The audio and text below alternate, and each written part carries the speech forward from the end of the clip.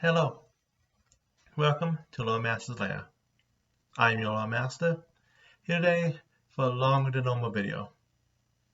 I'll probably split this up into two parts about halfway through so I don't just have people sitting down to watch an hour-long video. You people in the future will already know because you'll be able to see it. Anyway, Verisian. Today we are going back to our old home of Varisia. Home of 5 to 6 of 1E's adventure paths. We have covered these grounds a lot, but I need to go through them myself. So travelers, welcome to the place many people have found as the beginning for their adventures, the Storylines of Verisian.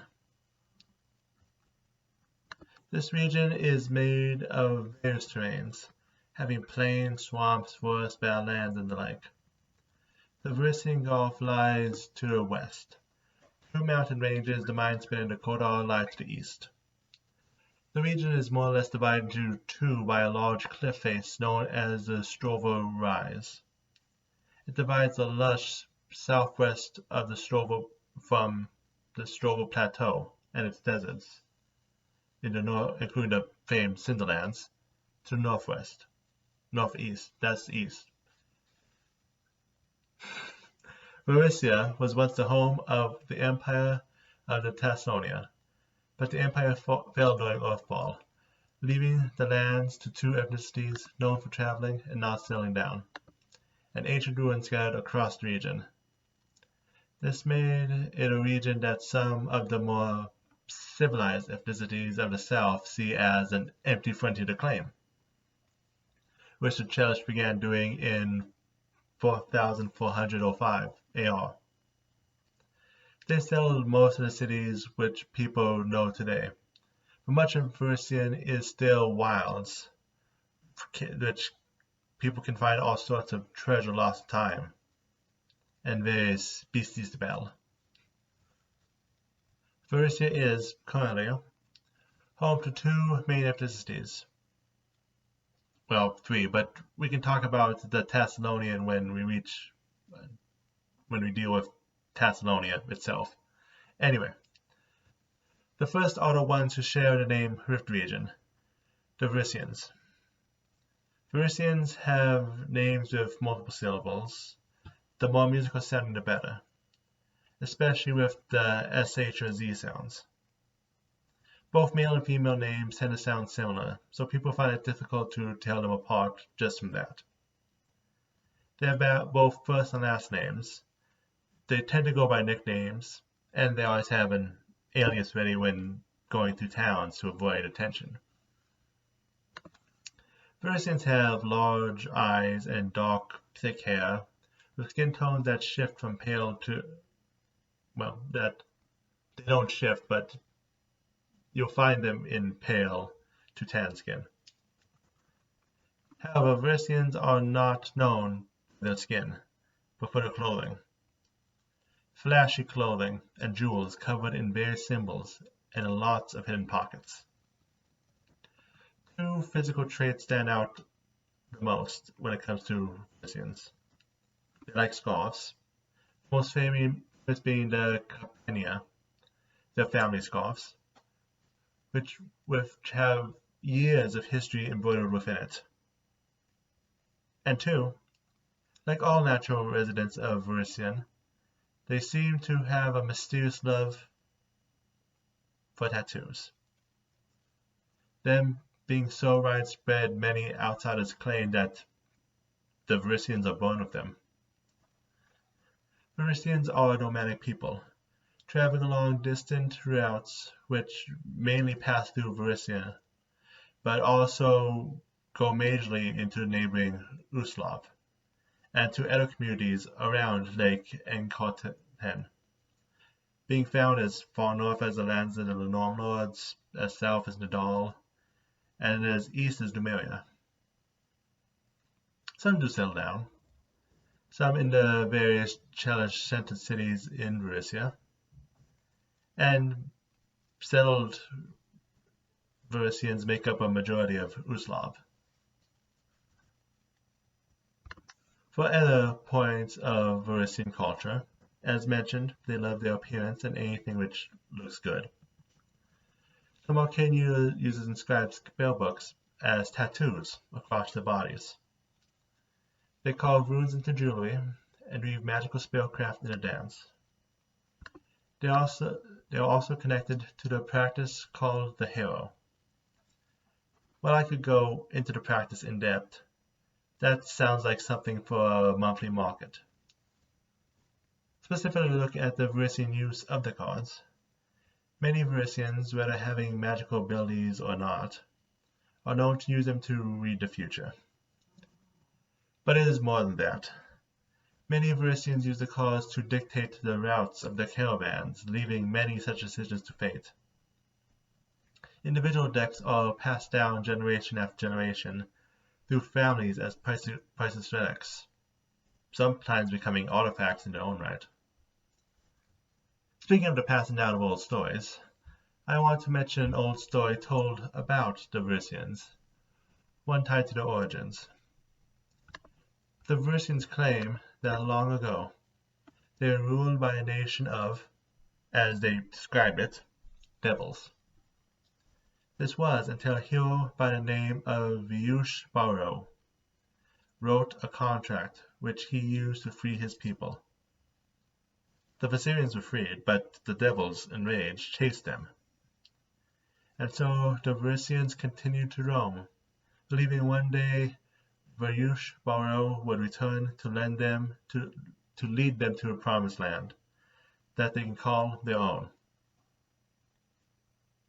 The second ethnicity is the ethnicity known as the Shanti. At the end there, I hinted about the Verisians past, but the Shantis, we can go into it up front. They began as various different ethnicities of people brought in by the Rune Lords of ancient Thessalonia, and used as a warrior caste for the 7 different kingdoms. When Thessalonia collapsed, they made a civilization of their own, with the name of the ancient kingdom being synonymous with the name of great oppressors that they always remember but never speak of. The name of the Shanti are made of short syllables, each of them with their own meaning which changes depending on how they are said, making it lost to most outsiders. Male names tend to have K and T sounds, while females tend to have AH sounds.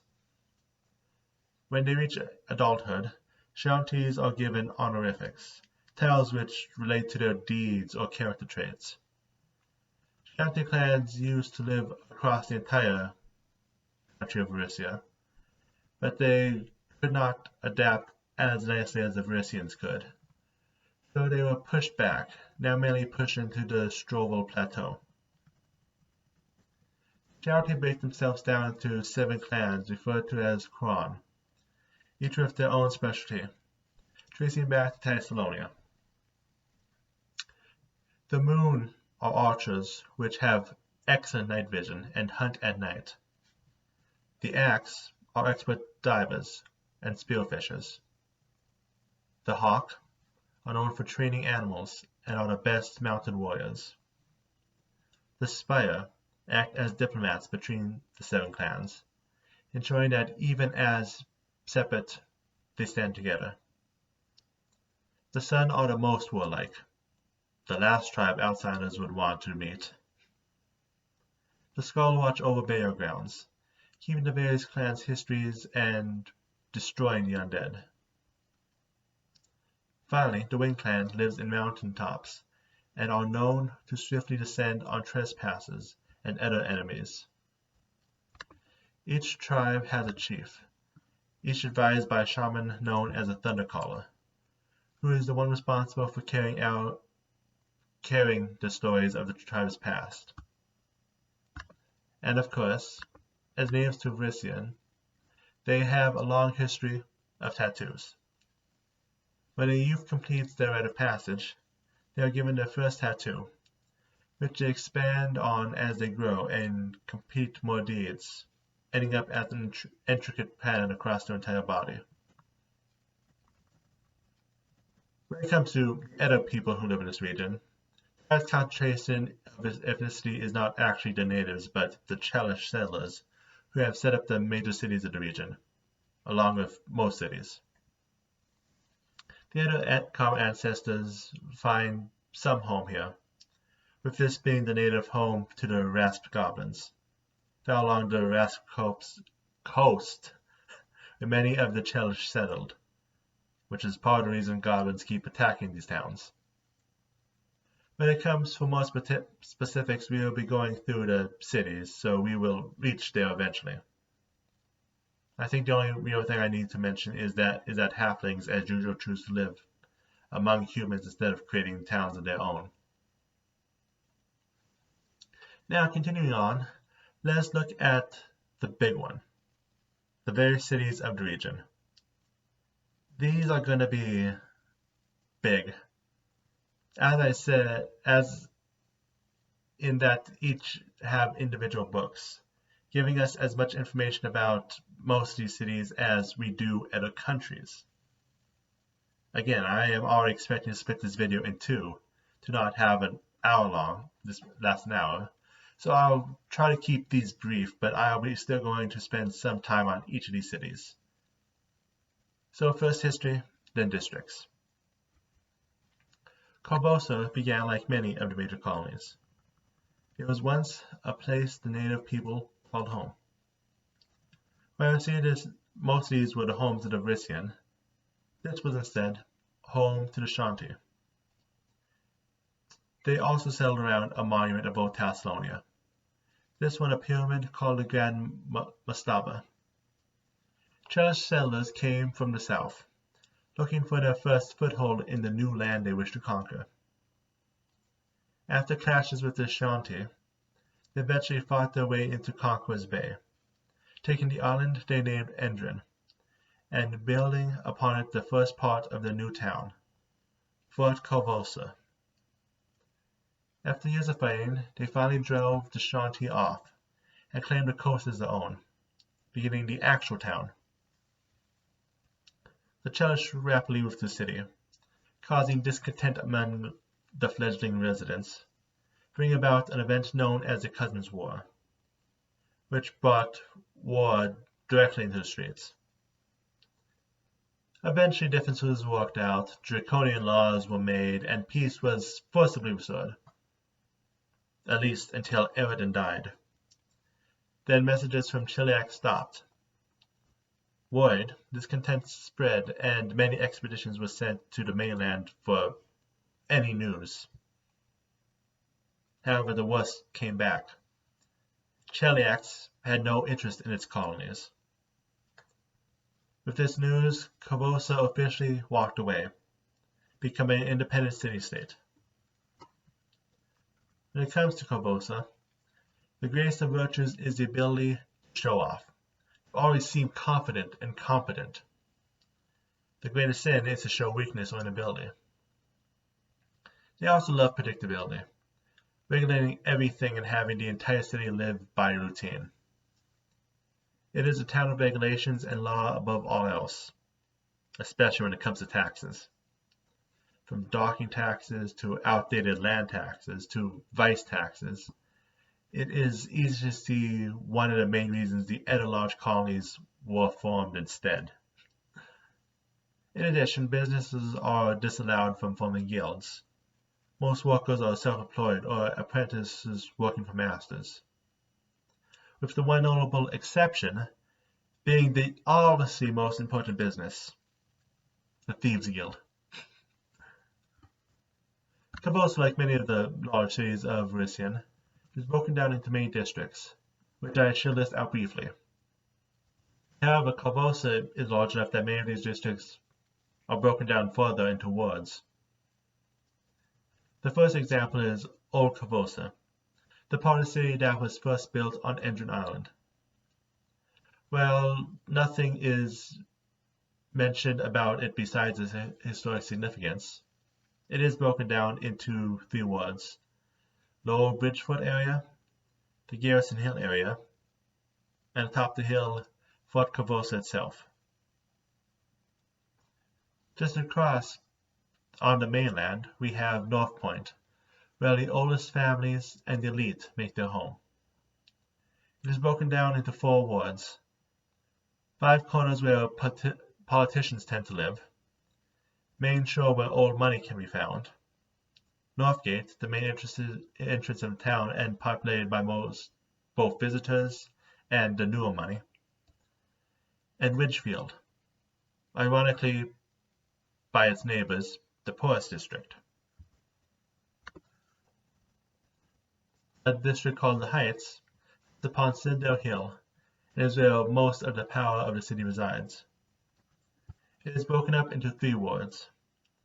Citadel Crest, where the wealthiest merchants live. Cliffside, where less wealthy merchants and nobles live. And University, where the University of Kubosa sits. However, this is not the only school on Citadel Hill, where there being 2 other districts within the Heights, which do not follow under that district's jurisdiction. Academia and the Castle Kubosa. The Academia is the largest school in Kubosa and one of the largest in the region. It is so prestigious it peels away students from Cheliax itself and recruits from across the inner sea. It sits as a walled-off city in and of itself, only opening its gates to bring in new students, making them basically autonomous. But it teaches all the schools of magic. It specializes in summoning, and, if rumors are to be believed, specifically demonic summoning. Castle Kubosa, meanwhile, is what one would expect, the home of the king and his family, and the few servants allowed to live there. It is built in 2 parts. The Grand Mastaba, the pyramid which served as the former holy site to Ashanti and the former capital for the ruined Lord of Lust, and the castle, which sits on top of the Grand Mastaba. Going back down to the bottom of Citadel Hill sits the Midlands, the district said to be the most friendly and cosmopolitan of the districts. It is broken down into West Dock, a place full of warehouses and fishing-related buildings and businesses. High Bridge, where many longshoremen and fishermen live. Slope, a place which holds multiple libraries and other places of culture. Pillow Hill, a place where there is a large mixture of races and ethnicities who inhabit it. And Citadel Bolshenik, that I'm not going to pronounce that, but it's the home of the Kubosan god. South Shore is the newest district, and therefore is one of the only districts not broken down into wards. It is home to many of the Nuevo Riche, and the shrine known as the Pantheon of Many. Right next to it is Grey, the main graveyard of the city, where the only living are Verisian priests. It is broken down into the Potter's Ward, the Everyman Ward, and the Golden Ward, in order of how much it costs to be buried there, and the Sepulchre's Ward, where the Grand Cathedral of Formosa is found. Finally, East Shore is across the inner curve of the Jenga River, and is also not divided into wards. It is home to a few military-related noble houses, as well as the community college of the city, Thumanexis College. The official districts, however, only tell so much of the story. Let's look at the more unofficial divisions, starting with Shingles. Shingles began when urban renewal of Elgin Island was the poorest of those of Kubosa to find a new home. Instead of trying to find an empty street corner, they got creative and built up. On the rooftops of various buildings, they built a 3rd floor of shoddy shacks. Eventually, these shacks evolved and became sturdy enough to allow a 4th floor and now a 5th floor, found across districts and wards. The people who grew up on these rooftops learned how to easily travel across the city by what they referred to as shingle dashing. The vaults, on the other hand, are the underground. While many cities have sewer systems and tunnels, Kubosa is built on the ruins of two civilizations. From the bare grounds of the native Shanti to various natural cave work to the hidden tunnels dating back to Tasmania, there are many surprises waiting under the city for brave adventurers to find. However, to talk about Kubosa is not just to talk about the city itself, but other cities as well. All of the major players have their own holdings they have influence over, just like how historic city-states were more than just a single city. So going from closest to farthest, the town Veldrain was built on the entrance of Conqueror's Bay, and is the first line of naval defense. Palin's Cove is home to a heavy industry, resulting in the city often being covered in soot. Horse is known for its horses and livestock. Balsworth is a mining community known for exploiting halfling labor. Millfest is known for their mills and Biston for their fish. Abken is more of a commune than a town, despite it being associated with upper crust Kubosa.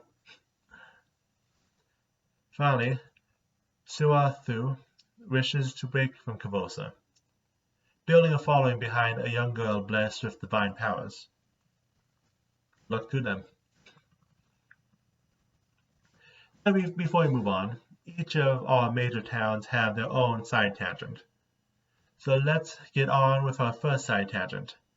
The part of the show where the organizations of the region get their chance to shine. This time the organization, or organizations, are called the Grey Maidens. Originally created as a personal guard for Queen Eloisa of Kubosa, the Mad Queen created these soldiers by taking many women of the region and crafting them, mind and body, into a loyal fighting force. When Eloisa fell, the brainwashing was broken, but the women were far too gone to ever go back to a normal life again. Those who try usually find themselves forced to redon their armor and fight as mass vigilantes in the night. Many now stand as sisters in arms, various bands of all-women mercenary bands devoted to protecting their sisters, whether the bands themselves are good or evil, lawful or chaotic. That said, many of those who are evil have found their way south to Cheliax, forming a new band of gods known as the Sanguine Angels. These women were among the first Scholarian devotees of the devils known as the Queens of the Night. And on top of the training engraved in their brains through their indoctrination, they also get blessings from those four demigoddesses, working to where they become like devils themselves. Now, like many settlers, we leave Kubosa to move on to the next town, Magnamar. As with many large cities in the region, the settlers were attracted to the last remnants of Tasmania.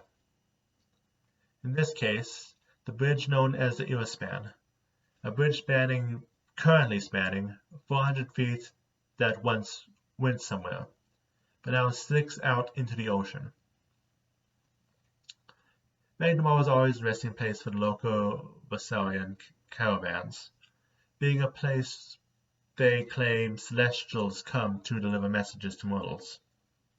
But the history of the town began with Kubosa residents being tired of the restraints of Little Cheliax, wanting to form their own town with more freedom.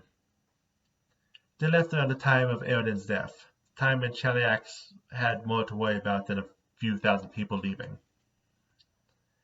They were led by a group of adventurers known as the Wardens of the Eye. The first attempts to settle were met with some Varsalians' resistance, with the natives trying to convince them to move out of their seasonal home and instead south of the river. One of the Wardens, Ordelia Rilren, promised to do so if she could see one of the region's legendary angels. The Loke was told to watch over the local monument, the Lowercleft Spire, dedicated to Desna, for a week, and she would get her wish. On the 7th day, a figure was seen perched upon the tower, and she consented, moving a portion of the townsfolk south. That said, what happened to fully stabilize the relationships between the two people were when a storm approached and almost destroyed the entire city. Odelia prayed to her angel, and the town was spared, at the cost of the spire being struck by lightning and burnt to the ground. The two people stood together, rebuilding a new tower, the Arvin Sora, and uniting the two people. There are 3 bodies in charge of the government. The legislature is the Council of Ushers, and the executive, the mayor. These 2 bodies were formed with the intention of being open to all members of the city equally, but bureaucracy and red tape have made their attempts cluttered, we'd call it. The third is the Verisign Council, representatives of the 2,000 Varisians who work to ensure that the city does not tread upon Varisian native rights, or at least of their own people. Shanti unfortunately do not have a voice in the egalitarian city. One of the things Maidmar is known for is their many monuments. The reason why it's called the City of Monuments. Many of these are crafted at the Golem Works, a workshop devoted to transmutation and crafting. They use the loose stones of the Eospan to craft both specialized golems and the many monuments in the city. All the creations are of the highest quality, making the reputation of the Golem Works similar to the Academia and the Cipher Lounge. Moving on to our brief look at the districts, the city is divided into 2 parts. The Lowercleft Plateau, where there are the more financial live, and the shore below. There are technically 3 or 4 areas, but we will get there. We'll start with Lowercleft, with the furthest north district, the Alabaster District. I'm tripping on my words. We're starting with the Alabaster District.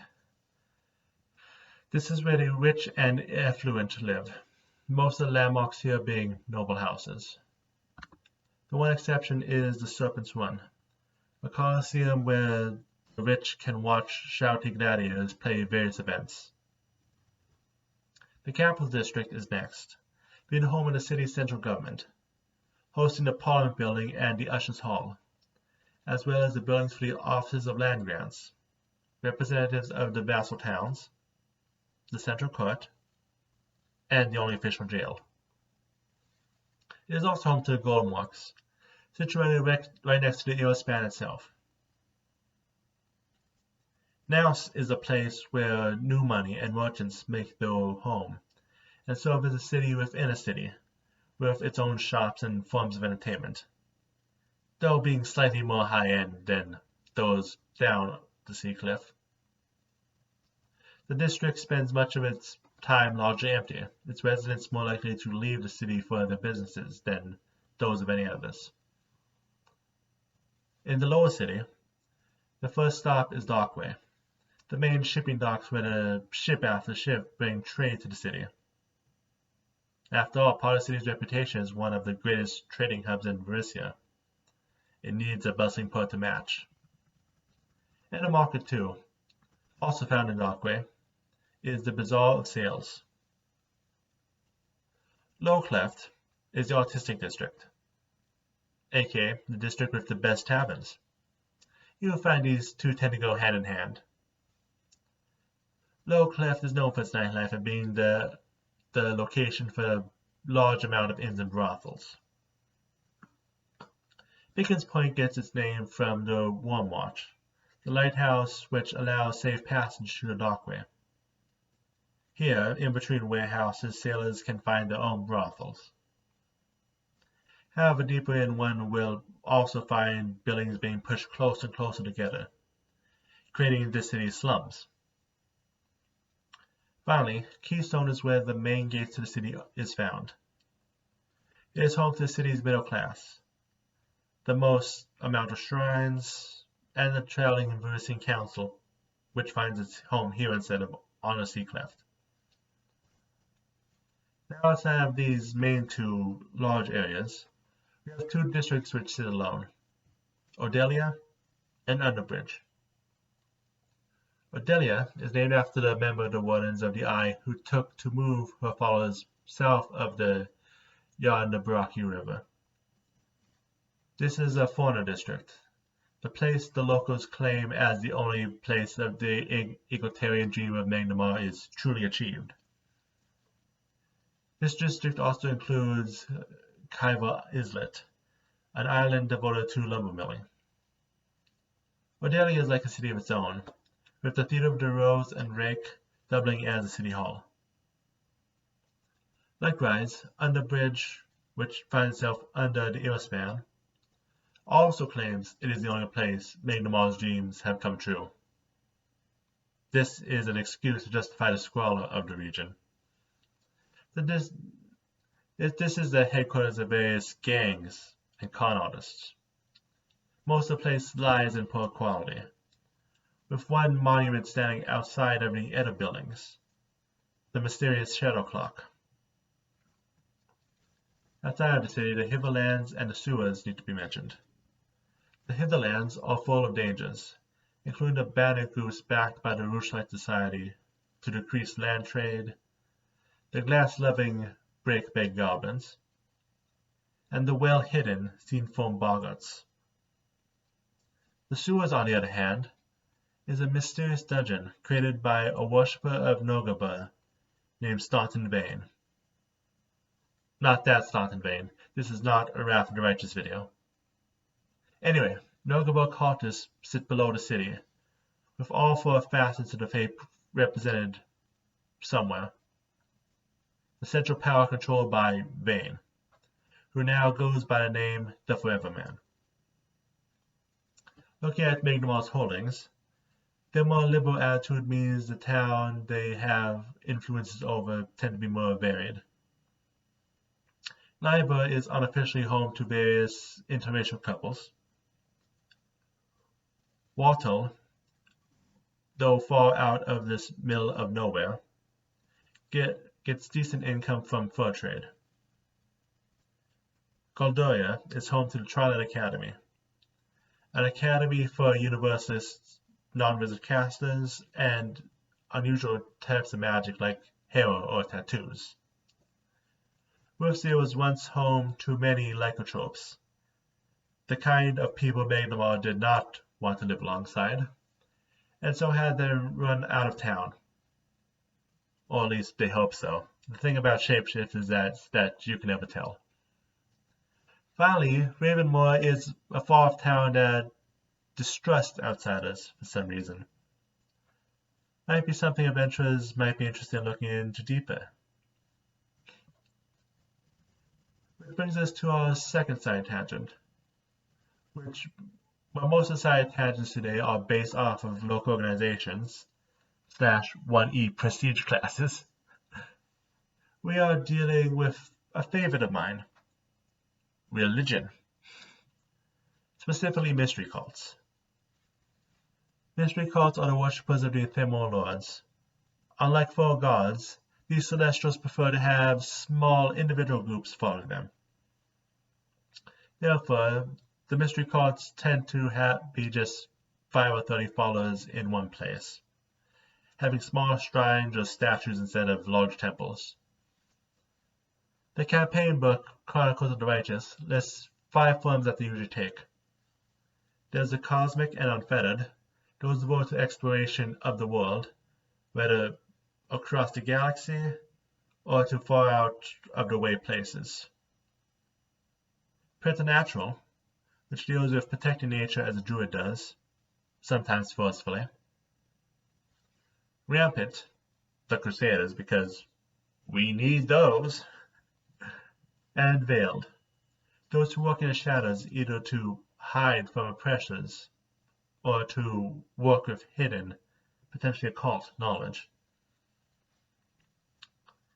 As for Varisia, the region Maidmon now sits has long been a place where Varisians have worshipped Ephemeral Lords.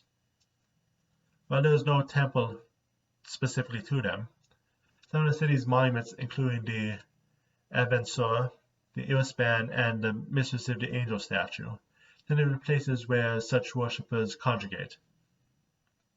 There are 6 specific Ephemeral Lords most associated with Maidmon.